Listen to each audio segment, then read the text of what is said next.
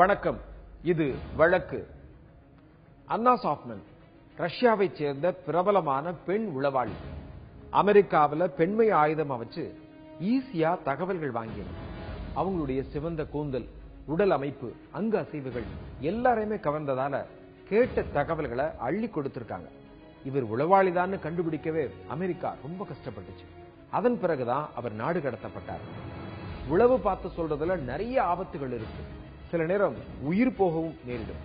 அதே மாதிரிதான் சமீபத்துல மணல் கடத்திய கும்பலை காட்டி கொடுத்த 2 பேரு வெட்டி கொல்லப்பட்டாங்க. அக்டோபர் 5ஆம் தேதி நள்ளிரவு 12 மணி. அன்றுதான் கடைசி இரவாக இருக்கும் என்று அவர்கள் கனவிலும் நினைக்கவில்லை. மணல் திருட்டு கும்பலால் அண்ணன், தம்பி இருவரும் மிக கொடூரமாக வெட்டி வீழ்த்தப்பட்டு கிடந்தார்கள்.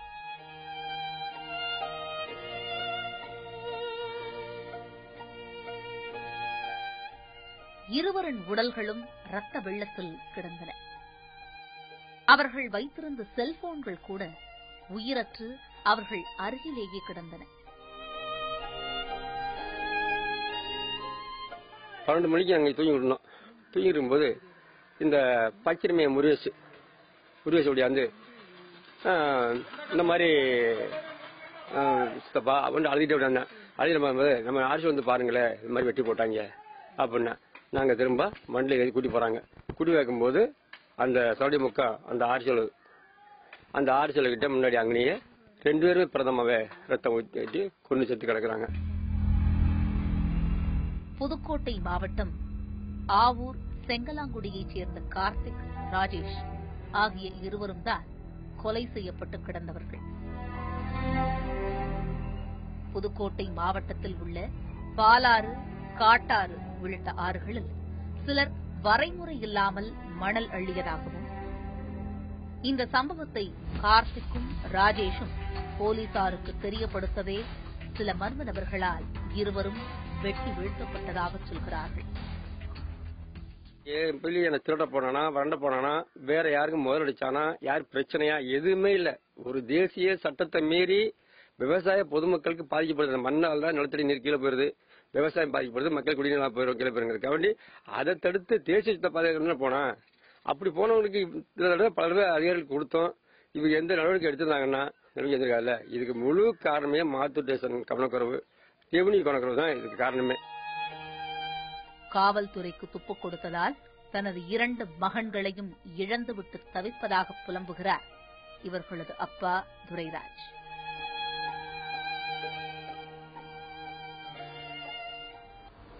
திருட்டு மணல் அள்ளும் கும்பலை எச்சரிக்கவே நள்ளிரவு நேரம் என்றும் பாராமல் தனது மகன்கள் ஆற்றுப் பகுதிக்கு சென்றதாகவும் கூறினார்.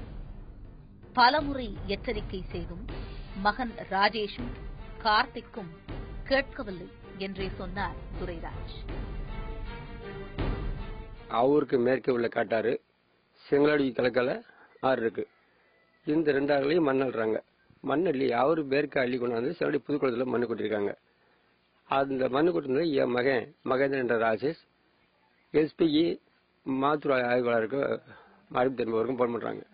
போன் பண்ணும்போது அவர் எஸ்பி என்ன பண்றாரு, போன் பண்ணது உடனே அங்கிருந்து வரைஞ்சு காவல்துறை வந்து என் மகன் கார்த்திகன், பெரிய மகன் கார்த்திகன், சின்ன மகன் மகேந்திர ராஜ் 2 பேர்த்தையும் மாத்தூர் காவல்துறை ஆய்வாளர் அவங்களுடைய காரில் ஏற்றி போய் இருக்க மண்ணை கொண்ட காட்டாங்க. சம்பவ தினத்தன்று கொலையுண்டவர்களின் உறவினரான மூர்த்தி என்பவர் கார்த்திகையும் ராஜேஷையும் ஊருக்கு வெளியே அழைத்துச் சென்றதாக கூறப்படுகிறது. இரவு 9 மணிக்கு நான் வீட்டை சாப்பிட்டுக்கிட்டு இருந்தேன். சாப்பிட்டுக்கிட்டு இருக்கும்போது சாமிப்பட்டி கணபதி அக்கா பையன் மூர்த்தி என்பவர் எனக்கு போன் பண்றாரு. நான் மூர்த்திங்கம்மா யாருப்பான்னு திரும்ப கேட்கிறேன். அண்ணே கவுன்சிலர் அக்கா வந்து கணபதி அக்காமா என்ன அப்படின்னு சொல்லுப்பா அப்படின்னு. எனக்கு டாரஸ்ட் வண்டி மண் ஏற்ற வருது, தம்பி போலீஸுக்கு போன் பண்ண வேண்டாம் அப்படின்னு சொல்றான். நான் சொல்றேன், தம்பி போன் பண்ண வேண்டாப்பா, அரசு சட்டத்தை மீறி நீங்க எழுதிய அரசு அதிகாரி பிடிச்சா நாங்க பொறுப்பு இல்லை அப்படின்னு நான் சொல்றேன். சென்று வச்சுனா திரும்ப என் மகனுக்கு போன் பண்றேன். அப்ப என்ன பண்றேன், பக்கத்துல அது பக்கிரி மனைவி முடியாம இருக்கு, அங்க போன் பண்ணி பாப்பான்னு போகும்போது அந்த பெரியமா முடியாம இருக்கு, நான் இங்கே இருக்கப்பா, நான் வரப்பான்னு விட்டேன். வந்துட்டேன், உடனே வந்துட்டேன். வரும்போது மூர்த்தி மாதிரி பொண்ணு சொல்றாப்லப்பா அப்படின்னு சொன்னேன். ஆப்பா எனக்கு மூர்த்தி பண்ணாப்புல இந்த ஆர்சி உலகுக்கு வான்னு சொன்னாப்புல, நான் போறேன்னு பையன் சொன்னான். நான் சொன்னேன், எப்பா எல்லாமே திருட்டைங்க, குடிச்சு வந்து எதுவும் பண்ணுவாங்க, நைட் நைட்டு போகக்கூடாதுன்னு சொன்னேன். என் மனைவி மகேஸ்வரியும், எப்பா வேணாப்பா நீ யாரையும் நம்பாதப்பா, நீ நைட்ல போகாதப்பா அப்படின்னு என் மனைவியும் சொல்றாங்க. சொல்லுமே மீறி என்ன பண்றான், மூர்த்தி என்ன நல்லண்ணே, நம்ம கட்டினா ஆர்சி உலகுக்கு தான் வர சொல்றாங்க அப்படின்னு சொல்லி ஆர்சி உலகுக்கு போறான். நைட்டு 9:10 இதை விட்டு புறப்பட்டு போறான். கார்த்திக்கும் ராஜேஷும் தங்களை அழைத்து வந்த மூர்த்தியுடன் சாலையோரத்தில் பேசிக் கொண்டிருந்த போது திடீரென வந்த ஒரு கும்பல் கார்த்திக்கையும் ராஜேஷையும் கூரிய ஆயுதங்களால் வெட்ட அந்த இடத்திலேயே துடிதுடித்து இறந்து போகினர் அந்த இருவரும். குறைந்த விலைக்கு பல கிலோமீட்டர் தூரம் அத்துமீறி மணல் அள்ளப்படுவதாகவும் இதை தட்டி கேட்ட தங்களிடம் ராஜேந்திரன் குடும்பத்தினர் பலமுறை தகராறு செய்ததாகவும் சொல்கிறார் துரைராஜ். மாத்தூர் காவல்நிலைய ஆய்வாளர் அதாவது தியாகி ஏட்டு என்பவர் போன் பண்ணேன். அவர் உடனே நான் பறிஞ்சு வர்றேன் அப்படின்னாரு. வரேன்னு சொல்லிட்டு திரும்ப இங்கே வந்த ஏற்பாடு நீ வண்டி எடுத்து போயிட்டாங்க. திரும்ப நான் வீட்டுக்கு வந்துட்டேன். வீட்டுக்கு வந்த ஏற்பாடு 3 டூவீலர்ல என் வீட்டை சுத்தி இதுல சுத்தினாங்க. நான் வீட்டுக்கு வந்துட்டு வெளியே வரல. மணல் அள்ளும் விவகாரத்தில் தொடர்ந்து மிரட்டல் வந்து கொண்டிருந்ததையும் நினைவு கூறுகிறார். கிராம நிர்வாக அலுவலர், காவல்துறை என எல்லா இடங்களுக்குமே இந்த மணல் திருட்டு குறித்து தகவல் கொடுக்கும் இதுவரை எந்த நடவடிக்கையும் இல்லை என்று குமுறுகிறார் துரைராஜ். எஸ்பிட்ட போய் இந்த மனுவை கொடுக்கிறேன், என் உயிர் காப்பதற்கு நன்றி மேடம்னு சொல்லி மேற்கொண்டு பாட்டி மறுபடியும் கேடுங்க, எப்ப இருந்தாலும் எங்க உயிர் போயிடும் அப்படின்னு சொல்லி கொடுத்துருக்கான். இவங்க என்ன பண்ணாங்க, மகேந்திரனை வச்சுக்கிட்டு டிஎஸ்பி போன் பண்றாங்க. மகேந்திரன் மனு கொடுத்துருக்காப்புல, உயிர் காப்பதற்கு நன்றின்னு சொல்லியிருக்காப்புல, நல்ல பையன், நீங்க பாட்டிய அந்த எதிர்பார்ட்டியம் போல அந்த விரட்டினாங்களே அவங்க ஆராய்ந்து விசாரிச்சு நடவடிக்கை எடுங்க அப்படின்னு பண்ணி டிஎஸ்பிட்ட போன் பண்ணாங்க வச்சுக்கிட்டேன். இது வரைக்கும் எதுவும் நடவடிக்கை எடுக்கல. மாட்டு வண்டிகளில் மட்டுமல்லாமல் பெரிய பெரிய லாரிகளிலும் திருட்டுத்தனமாக மணல் அள்ளப்படுவதாக குற்றம் சாட்டுகிறார்கள். 2 டிராக்டர், ஒரு டிப்போ, 4 டியூவலர், ஆனா எதுக்குமே வண்டிக்கு நம்பரே கிடையாது. அதை மண்ணை அள்ளி பக்கத்தில் கொட்ட வேண்டியது. டாரஸ்டர் எடுத்து வந்து நாமக்கல் கேரளா ஏற்றி போகுது. ஒரு நடைக்கு முன்னாடி 15,000, இப்ப ஆத்து தண்ணி வழங்கவும் இப்ப 17 20 வரைக்கும் ஏற்றி போகுது. இந்த கொலைக்கு காரணமாக சொல்லப்படுபவர்கள் வேறு ஊர்க்காரர்கள் அல்ல, இதே ஊரைச் சேர்ந்த ராஜேந்திரன் குடும்பத்தினரைத்தான் கொலை குற்றவாளிகளாக அடையாளம் காட்டுகிறார்கள். இந்த காசாக போட்டு என்ன பண்றான், ஸ்டேஷன்ல இருந்து இங்கே ரெவன்யூ சொந்தமா, அதாவது தலையாரி முருகேசன் ஒருத்தன் தைக்கப்பட்டு இருக்கான். அந்த தலையாரி முருகேச பணம் கொடுத்தான், தலையாரி முருகேசன் மயிலப்பட்டி வட்டம் பாக்குறவன் இங்க தைக்கப்பட்டு இருக்கான். அவங்ககிட்ட பணம் கொடுத்து இவன் மூலியமா தான் விஓ சுப்பிரமணியன் என்பவருக்கும் நீர்பல் பிரிக்க ஆரைக்கும் மற்ற ரெவன்யூ சொந்தப்பட்ட அதிகாரிகளுக்கு பூரா பணம் போகுது. இந்த இரு குடும்பத்திற்கும் இடையேதான் முன்விரோதம் இருந்து வந்ததாக கூறப்படுகிறது. இப்படி எங்க ஊர்ல கணேசன் என்பவர் 1, அவர் மகன் ராஜேந்திரன் 2, இன்னொரு மகன் முத்தலகு 3, அடுத்த ஒரு மகன் சேரம 4, செந்தில் 5 பேர். இவங்க கடந்த 2 வருஷம் இருக்கும் சாவடி பெரிய குளத்துல போய் நைட்டு ஒரு 11 மணிக்கு குளத்துல மண் வெட்டினாங்க. நான் ஊர் முக்கிய முறையில் போய் நீ அட்ரஸ் சரியில்லைப்பா, அதாவது அவருடைய சொந்த டாக்டர் 2 சேச்சு மூலியமா மண்ணு ஏற்றினாங்க, நீ ஏற்றுறது முறை இல்லை அப்படி போய் நான் தேக்கினேன் போய் நீ தான் ஊருக்கு முக்கியஸ்வர் மண்டையான தகவல்கிட்ட பேசி 8 லட்சம் போட்டு பாக்குறேன் அப்படின்னு சொன்னான். இந்த குற்றச்சாட்டை துரைராஜ் முற்றிலும் மறுக்கிறார். போலீசார் மற்றும் வருவாய்த்துறையினரின் அலட்சியமே கொலை நடக்க காரணம் என்கிறார். இந்த வழக்கில் சம்பந்தப்பட்டதாக கூறப்படும் இருவர் ஏற்கனவே மதுரை நீதிமன்றத்தில் சரணடைந்திருக்கிறார்கள். தனது மகனின் இறப்பிற்கு பிறகாவது மணல் கொள்ளை தடுத்து நிறுத்தப்பட வேண்டும் என்பது துரைராஜ் குடும்பத்தின் வேண்டுகோள். அண்ணன் தம்பி 2 பேரையும் வெட்டி சாச்சிருக்காங்க. மணல் கடத்தலுடைய இன்னொரு முகமா இந்த கொலைகளை குறிப்பிடலாம். மணல் திருட்டுங்கிறது வேகமா நடந்துட்டு இருக்கு. ஆறுகள்ல வரைமுறை இல்லாம அள்ளப்படும் மணல் காசுக்கு விற்கிறது ஒரு பக்கம் இருக்கிறப்போ, தங்களுடைய வீட்டிலேயே அள்ளி சேமிச்சு வைக்கிற ஒரு செய்தியும் தற்போது வெளியாயிருக்கு. காஞ்சிபுரத்தில் இருக்கிற சில கிராமங்கள்ல வீட்டுக்கு வீடு குவியல் குவியலா மணல் அள்ளி குவிச்சிருக்கிறதா சொல்றாங்க. சாறை சாறையாய் டிராக்டர்கள் அணிவகுத்து பறப்பது ஏதோ போட்டியில் கலந்து கொள்வதற்காக அல்ல. எல்லாம் பாலாற்று மணலை கள்ளத்தனமாக சுரண்டி கொண்டு போகவே. இதுவும் ஒரு போட்டியாகத்தான் இருக்கிறது. ஆம், கிடைத்த வரைக்கும் லாபம் என்ற நோக்கில் காஞ்சிபுரம் வட்டாரத்தில் உள்ள மணல் கொள்ளையர்கள் இப்படித்தான் போட்டி போட்டுக் கொண்டு மணலை அள்ளிச் செல்கின்றனர். கண்ணுக்கு எட்டிய தூரம் வரை டிராக்டர்களும் லாரிகளும் மணல் ஏற்றிக் கொண்டு போக மணல் திருட்டு ஜரூராக நடக்கிறது காஞ்சிபுரம் மாவட்டத்தில். மலை போல் ஆற்று மணலை அள்ளி குவித்திருக்கிறார்கள். களிமண் தென்படும் வரை காட்டாறு மணல் காணாமல் போயிருக்கிறது. டிராக்டர்கள் ஒருபுறம் மணலை பெருமளவு அள்ளிச் செல்கின்றன என்றால் மாட்டு வண்டியும் அவைகளுக்கு போட்டி போட்டுக் கொண்டுதான் இருக்கின்றன. பகல் நேரங்களில் இப்படியென்றால் இரவு வேளையில் கேட்கவே வேண்டாம். பகலை விட நள்ளிரவு நேரமும் அதிகாலை நேரமும் தான் மணல் திருட்டுக்கு சரியான நேரம் என்பது இவர்களின் கணக்கு. அதனால்தான் மணல் வேட்டை எளிதாக அரங்கேறுவதாக சொல்கிறார்கள். எங்கு பார்த்தாலும் குண்டும் குழியுமாக இருக்கும் ஆறுகள் இன்னும் சிறிது காலத்தில் காணாமல் போனாலும் ஆச்சரியப்படுவதற்கில்லை. அதற்கு சாட்சி இந்த மணல் திருட்டு. கேரளாவில் அவ்வளவு ஆறுகள் ஓடினாலும் கூட அங்க மணல் எடுப்பதற்கு தடை இருக்கிறது. ஆந்திராவில் மணல் எடுப்பதற்கு தடை இருக்கிறது. பாலாற்றுக்கு குறுக்கே ஆந்திராவில் அணை கட்டுறான். அந்த அணைக்கு கூட இந்த பாலாத்து மணலை இங்கிருந்து தமிழ்நாட்டிலிருந்து எடுத்துன்னு போற கொடுமை என்பது நமக்கு நாமே சூனி வச்சுக்கிற கதையா தான் இருக்குது. மணல் திருட்டை தடுக்க வேண்டிய வருவாய்த்துறை அதிகாரிகள் மேல் மட்டுமல்ல, காஞ்சிபுரம் மாவட்ட ஆட்சித்தலைவர் மேலும் இந்த மணல் கொள்ளை விஷயத்தில் குற்றச்சாட்டுகள் எழ தற்போது அவரும் இடைநீக்கம் செய்யப்பட்டிருக்கிறார். உடந்தையாக இருந்த மாவட்ட ஆட்சித்தலைவர் சித்திரசேனன் அவர்களை தமிழக அரசு மீது சஸ்பெண்ட் செய்திருக்கிறது.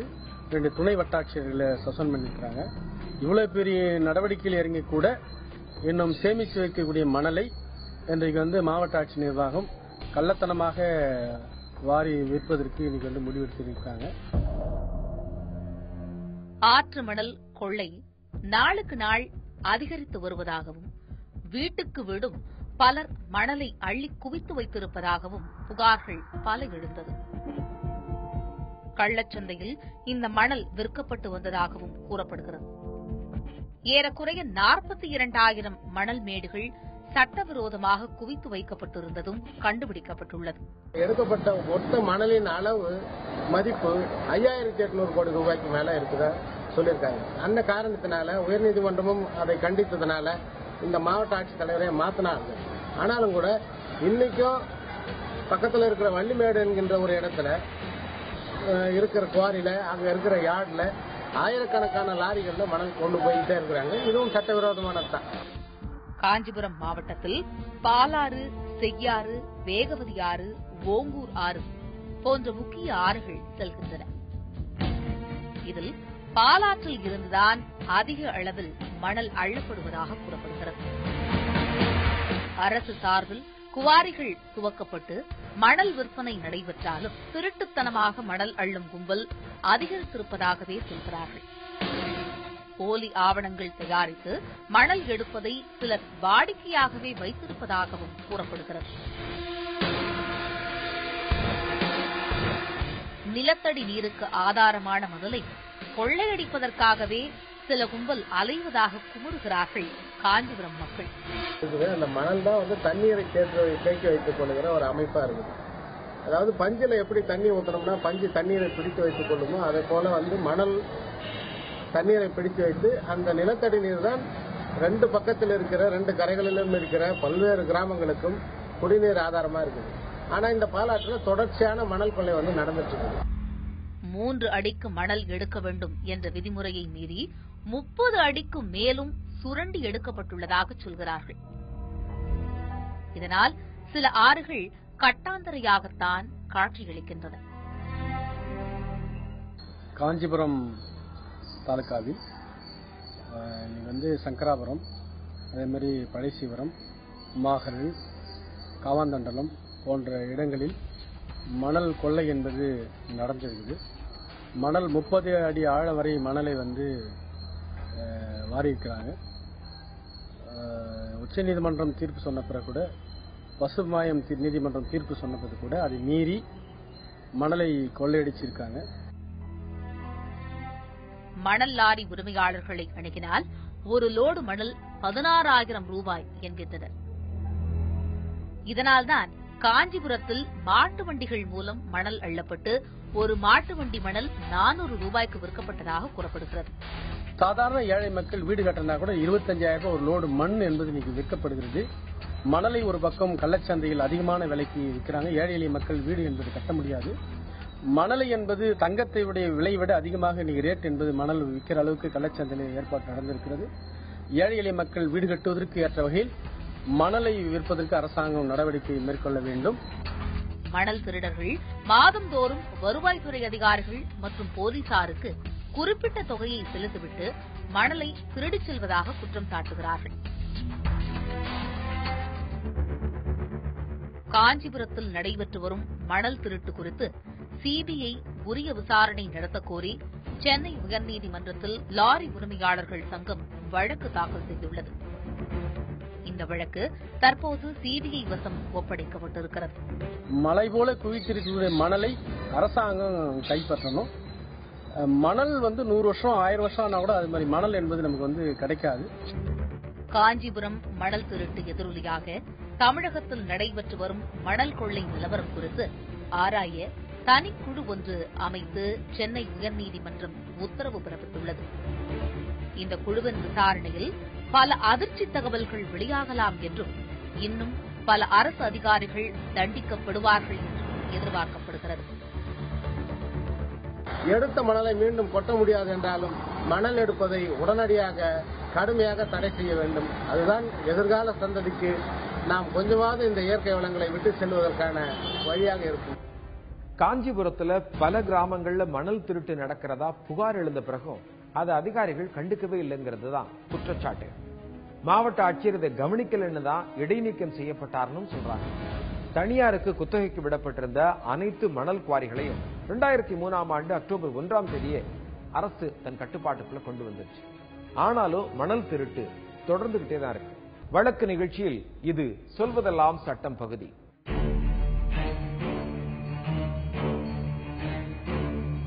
பள்ளி வாழ்க்கையில ஒரு மாணவர் தெரியாம ஒரு தவறை செய்துட்டார்னா அது முதல் குற்றமா இருந்தா நிச்சயமா ஆசிரியர் மன்னிச்சு விடுவார். ஆனா சமூகத்துல இந்த நடைமுறை ஒத்து வருமா? இந்த கேள்விக்கு 2 விதமான கருத்துக்களை சொல்லுவாங்க. ஒருவர் முதல் முறையா ஏதாவது ஒரு குற்ற வழக்கில் ஈடுபட்டார்னா அவருக்கான தண்டனைகள் குறைக்கப்பட வாய்ப்பு இருக்கா? சட்டம் என்ன சொல்லுது? ஒரு குற்ற வழக்குல விசாரணைக்கு பிறகு சாட்சிகளின் விசாரணை அடிப்படையிலே, ஆவணங்களின் அடிப்படையிலே ஒரு நடுவரோ ஒரு நீதிபதியோ குற்றம் சாட்டப்பட்ட நபருக்கு தண்டனை கொடுக்கணும்ன்ற ஒரு முடிவுக்கு எட்டும் பொழுது, அப்படிப்பட்ட சூழல்ல அந்த குற்றம் சாட்டப்பட்ட நபருடைய பின்புலன், பின்னணி, இதற்கு முன்பு ஏதாவது வழக்குகள் அவர் செஞ்சிருக்கிறாரா, அந்த வழக்குகள் சம்பந்தம் இல்ல, நல்ல ஒரு மனிதர், ஆனா இந்த மாதிரியான ஒரு சம்பவத்தை முதல் முறையா செஞ்சுட்டாரு அப்படின்னு கருதும் பொழுது தண்டனை குறைவதற்கான வாய்ப்பு இருக்கிறது, சட்டத்தில் அதற்கு இடம் இருக்கிறது. ஆனா அது எந்த மாதிரியான வழக்குகளுக்கு பொருந்தும் அப்படின்னா, கொலை, மிக கொடூரமான குற்றங்களான கொலை போன்ற வழக்குகளுக்கு அது பொருந்தாது. சில குறிப்பிட்ட வழக்குகள், சட்டப்பிரிவுகள், அந்த சட்டப்பிரிவுகள் சேர்ந்து 2 ஆண்டு காலத்திற்கு மிகாத அளவுக்கு தண்டனைக்கு உள்ளாக்கப்பட்ட சட்டப்பிரிவுகளுக்கு அந்த தண்டனை காலத்தை குறைக்கிறதுக்கு சட்டத்தில் இடம் இருக்கிறது. ஆனா அதை என்ன செய்வாங்க அப்படின்னா, அதை ஒரு ப்ரொபேஷன் ஆபீசர் அப்படின்னு சொல்ற ஒரு அதிகாரி, நன்னடத்தை சான்றிதழ் வழங்கக்கூடிய அதிகாரியிடமிருந்து ஒரு சான்றிதழ் பெற்று, அவர் அந்த லோக்கல் ஜூரிஸ்டிக்ஷனில் இருக்கிற ப்ரொபேஷன் ஆபீசரை அழைத்து அவரிடமிருந்து சான்றிதழ் பெற்று ஸ்தல விசாரணை மேற்கொண்டு, இதற்கு முன்னாடி இந்த குற்றம் சாட்டப்பட்ட நபருக்கு எந்த விதமான குற்றப்பின்னணி கிடையாது, எந்த குற்ற வழக்குகள் கிடையாது, இதுக்கு முன்னாடி எந்த ஒரு வழக்கிலும் அவர் தண்டிக்கப்படலை அப்படிங்கிற விஷயங்கள்லாம் எடுத்துக்கொள்ளப்பட்டு அவங்கள ஒரு அந்த நன்னடத்தை ஒரு சான்றிதழ் எழுதி கொடுத்து ஒரு 3 ஆண்டு காலத்திற்கு மிகாத ஒரு சான்றிதழ் எழுதி கொடுத்து அந்த காலகட்டத்துக்குள்ளார எந்த தப்பும் செய்யல அப்படின்னா அவர் மீது நடவடிக்கை வேண்டாம் அப்படின்னு சொல்லி அதுக்கு வந்து கொடுக்கறதுக்கு சட்டத்தில் இடம் இருக்கிறது. இதுக்கு வந்து தி ப்ரொபேஷன் ஆஃப் அஃபண்டர்ஸ் ஆக்ட் 1958 அப்படிங்கிற சட்டத்தின் கீழே வரையறுக்கப்பட்ட விதிகளின் அடிப்படையில் தண்டனை குறைவதற்கான வாய்ப்புகள் சட்டத்தில் இடம் இருக்கிறது. முதல் குற்றம் தண்டனையை குறைக்குமா அப்படிங்கறத பார்த்தோம். மீண்டும் வேறொரு வழக்கோடு உங்களை சந்திக்கிறேன். நன்றி, வணக்கம்.